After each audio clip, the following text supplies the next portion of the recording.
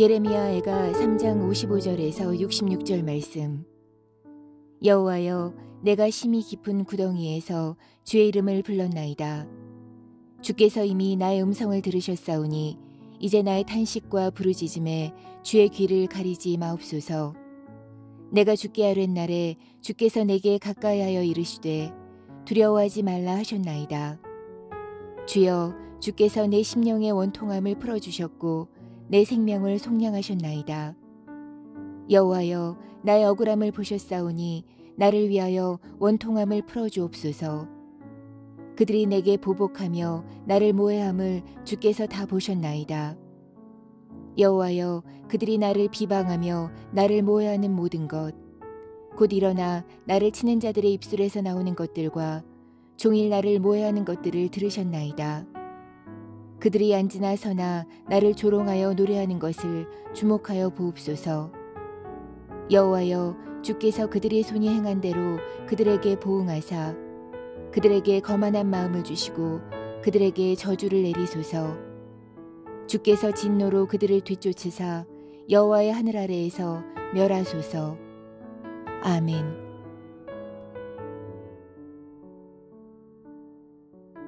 함께 기도하겠습니다.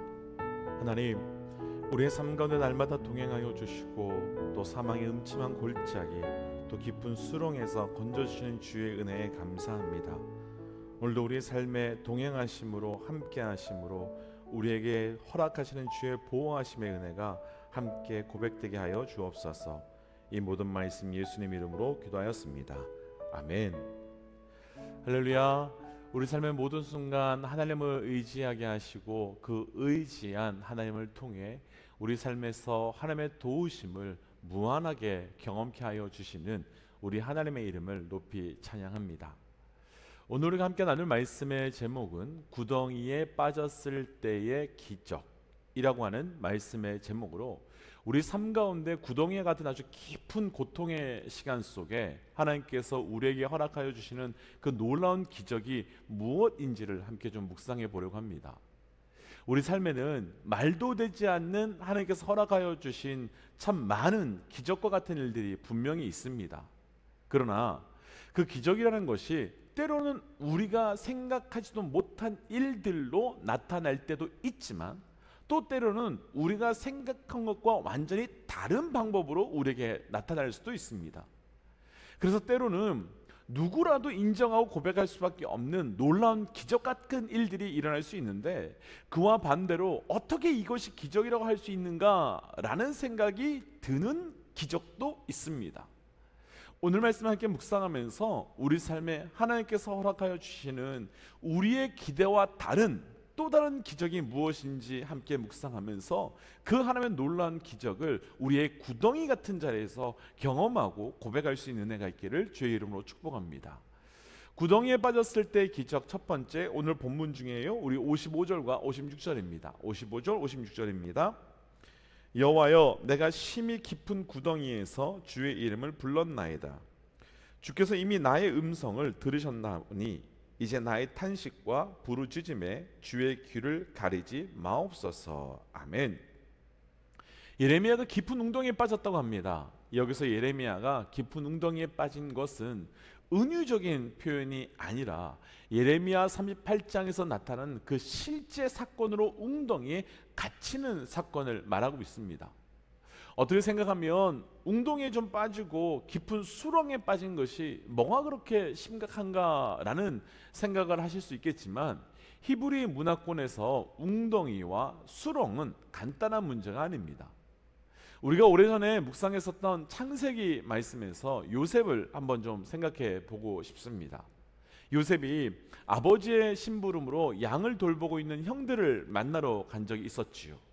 그때 요셉을 시기하고 미워했던 형들은 요셉을 잡아서 웅덩이에 던져 놓았습니다. 그때 형들이 웅덩이에 던진 이유는 요셉을 죽이기 위함이었습니다. 그러니까 웅덩이와 수렁에 빠졌다고 하는 것은 단순한 어려움, 단순한 고통이 아니라 정말 죽음과 같은 고통, 죽음과 같은 어려움, 그런 상황 속에 놓였음을 말하는 겁니다. 더구나 예레미야는 구덩이 앞에 한 가지 단어를 더 넣었는데 말씀 보시면 깊은 웅덩이라고 말합니다. 여기서 깊다라고 표현했을 때 그 뜻은 예레미야의 입장에서 보면 실제로 그 구덩이가 너무 깊기 때문에 그렇게 말할 수도 있겠지만 지금 예레미야의 삶이 그의 삶에서 가장 절망의 상황, 가장 깊은 고통의 상황, 그런 상황에 놓여 있었기 때문에 그렇게 표현할 수 있었을 것 같습니다. 그런 상황에서 우리가 1차적으로 기대하는 기적과 같은 일들은 하나님께서 죽어가는 자를 살려주시는 것이고 웅덩이와 수렁에서 건져주시는 것과 같은 모습입니다. 그런데 그런 것 가지고 우리는 하나님의 기적이라고 말하지만, 그런데 오늘 말씀에서 하나님께서는 그런 것보다 더 본질적으로 행하여 주시는 기적의 모습을 보여주시는데, 결론부터 나누면 바로 믿음이라고 하는 기적입니다. 먼저 도전하고서 우리 모든 믿음의 동역자들에게 도전하고서 말씀을 좀 풀어보고 싶은데요, 사랑하는 우리 믿음의 동역자 여러분의 삶 가운데서 기가 막힐 웅덩이 그리고 깊은 수렁에서 우리에게 하나님께서 믿음을 주시는 기적이 있으시기를, 하나님께서 믿음을 주시는 영적 은혜가 있으시기를 주의 이름으로 축복합니다. 아멘.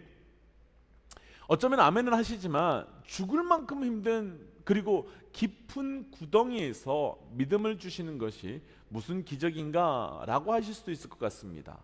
그리고 오늘 말씀에서 그 어디에서도 믿음에 대한 이야기는 없다라고 하실 수도 있을 것 같습니다. 오늘 예레미야는 깊은 웅덩이에서 여호와의 이름을 불렀습니다. 그리고 그는 하나님께서 나의 음성을 들으셨다라고 고백합니다. 지금 예레미야의 상황은 달라진 것이 하나도 없습니다. 그리고 새로워진 것도 하나도 없습니다. 그런데 예레미야는 분명하고도 명확한 믿음이 하나 있습니다. 깊은 웅덩이에서 내가 하나님의 이름을 불렀고 하나님은 나의 음성을 들으셨다라고 하는 믿음입니다. 지금 상황이나 환경은 달라진 것이 하나도 없습니다. 우리는 상황이나 환경이 달라져야 그분이 내 음성을 들었다고 믿는데, 예레미야는 달랐습니다. 지금 모든 것이 그대로인데 그럼에도 불구하고 그분이 나의 음성을 들으셨다라고 하는 그 믿음을 갖고 있는 겁니다. 사실 깊은 웅덩이와 같은 곳에 놓이게 되면 그 깊은 웅덩이가 주는 공포와 두려움보다도 어쩌면 하나님께서 나를 돕지 않으실지도 모른다라고 하는 절망이 우리를 더 고통스럽게 하고 아프게 할 수 있습니다. 그런데 예레미야는 내가 기도할 때 그분이 들으셨다라고 고백합니다.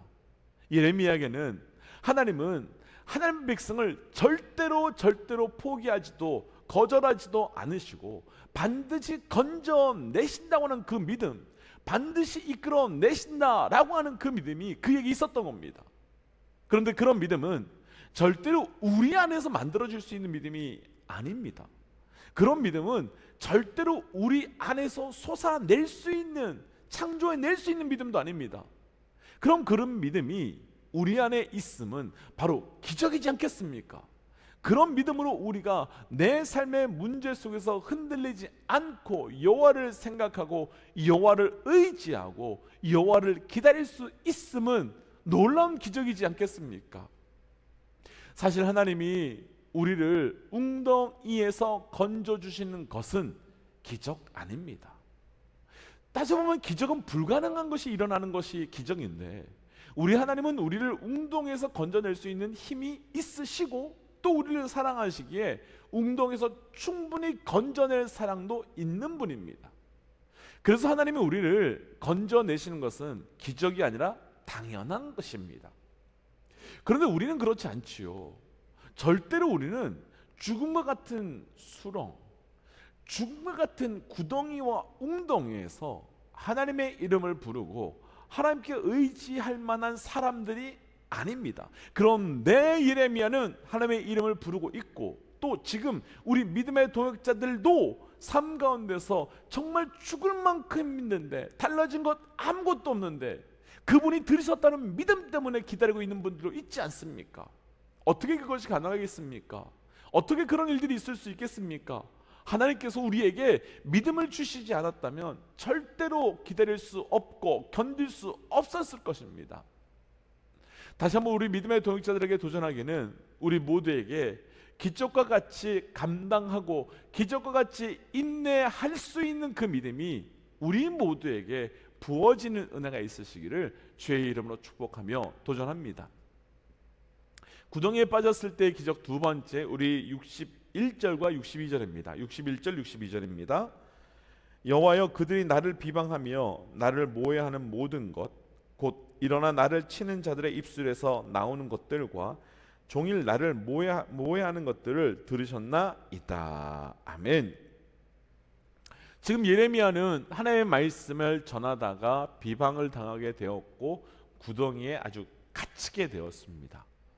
그러니까 예레미야는 지금 원수 같은 존재들에게 공격을 당하고 있는데, 예레미야는 그들을 향해서 나의 옳음을 증명하려 하지 않습니다. 예레미야는 그들과 싸우려 하지도 않습니다. 대신 예레미야는 하나님께 나와서 하나님을 찾고 구합니다. 어떤 사람들은 원수가 공격하고 원수가 나를 억울하게 하고 비난할 때 원수를 만나 대적해서 싸우려고 합니다. 그런데 우리에게 원수가 우리를 공격할 때는 우리가 원수를 대적할 때가 아니라 오히려 하나님을 대면할 때라는 겁니다.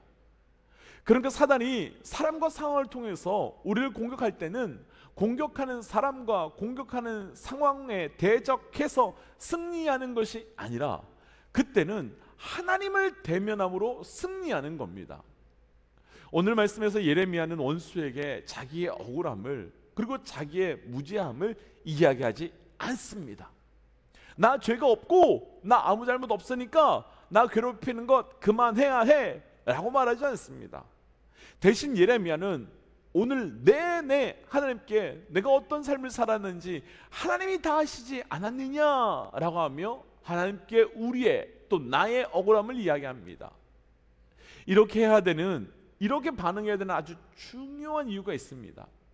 우리가 원수를 대적하는 순간 내 의지와 내 뜻과 상관없이 우리가 원수 같은 자들이 될 수 있기 때문입니다. 극단적인 예로 한 사람이 저 사람이 나를 억울하게 만들었어 라고 말합니다. 그런데 저 사람이 나를 억울하게 만들었다고 하는 그 팩트만 말하는 사람은 단 한 사람도 없습니다. 그러면서 나를 억울하게 만든 사람에 대한 또 다른 수치를, 또 다른 부끄러움을, 또 다른 죄 같은 것들을 들추어내며 말할 겁니다. 그 순간 나는 원수와 같은 사람이 되는 겁니다. 다시요, 그 순간 그렇게 말하고 그렇게 반응하는 순간 나는 원수와 똑같은 사람이 되는 겁니다.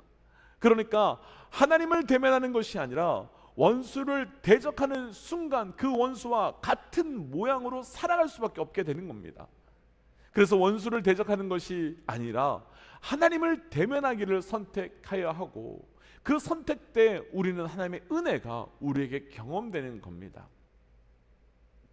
아주 예전에 톰과 제리라고 하는 만화 영화가 있었습니다. 전 아주 좋아했었는데요.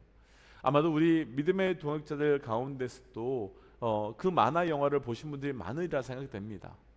어느 날 그 만화 영화를 보다가 정말 좋은 영적 도전, 정말 좋은 영적 메시지를 받는 장면이 있었는데, 어느 날 톰이 비행기를 이렇게 조정하는데 뒤에서 이상한 소리가 났습니다.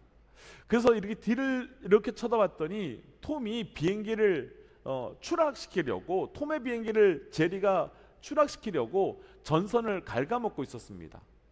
그때 톰은 제리를 잡겠다고 조종대를 놓고 비행기 뒤편으로 가려고 하는 순간 비행기가 쭉 하고 추락하게 되는 겁니다. 그때 고양이 톰의 입장에서는 이러지도 저러지도 못하는 상황이 되어버린 겁니다. 전선을 갉아먹고 있는 제리를 그냥 두자니 그것 때문에 비행기가 추락할 것 같고, 그것을 잡자고 조종대를 놓으려 하면 그것 때문에 또 비행기가 추락할 것 같은 상황이기 때문이죠. 그런데 그 장면의 마지막에 톰이 안전하게 비행기를 착륙시키는 장면으로 끝납니다. 어떻게 그런 일이 가능했을까요? 그 만화에서 늘 당하던 불쌍한 톰이 아주 지혜로운 결정을 하나 하는데요. 그 순간 톰이 비행기 조종대를 이렇게 당기더니 그 비행기가 아주 하늘 높이 올라갑니다. 구름을 뚫고 결국은 우주까지 올라갑니다. 그랬더니 우주에 공기가 없으니까 순간 비행기 전선을 갉아먹던 그 제리가 숨이 헐떡헐떡이다가 결국은 뚝 떨어지고 톰도 안전하게 착륙합니다. 원수에게 공격을 당할 때 우리도 동일합니다. 원수를 대적하면 그도 죽지만 우리의 영혼도 죽게 되어 있습니다. 그러나 대적이 아닌 하나님을 대면하는 순간 사단은 떨어져 나가게 됩니다. 왜냐하면 모든 사단의 궁극적인 목적은 우리가 하나님을 대면하지 못하게 하려고 하는 것이기 때문입니다. 그래서 오늘 말씀에서 예레미야는 원수와 대적하지 않고 하나님께 엎드려서 하나님을 대면하며 간구합니다. 그리고 이것이 바로 구덩이에 빠졌을 때 놀라운 기적입니다. 하나님을 찾는 그것이 바로 구덩이에 빠진 놀라운 기적입니다. 우리 삶의 원수 같은 존재들로 인해 구덩이에 빠질 때가 참 많습니다. 그러나 그때는 대적이 아닌 대면의 기적을 선택하십시오. 그래서 그때는 억울함과 무지함을 외치지 말고 하나님께 기도함으로 나아가는 그 대면의 기적을 선택하십시오. 그때 결국 그 구덩이 속에 또 다른 하나님의 기적의 은혜를 그 구덩이에서 시작되는 놀라운 일하심을 보게 될 것입니다. 그래서 이 시간 이렇게 기도하고 싶습니다. 하나님, 우리 삶의 깊은 구덩이에 빠졌을 때 철저히 먼저 주를 찾고 주께 구하는 믿음의 은혜를 허락하여 주옵소서. 그래서 그를 통해 주의 도우심의 은혜가 우리 모두에게 나를 통하여 나타나게 하여 주옵소서라고 함께 이 시간 기도하며 나가겠습니다. 함께 기도할까요? 기도하지요.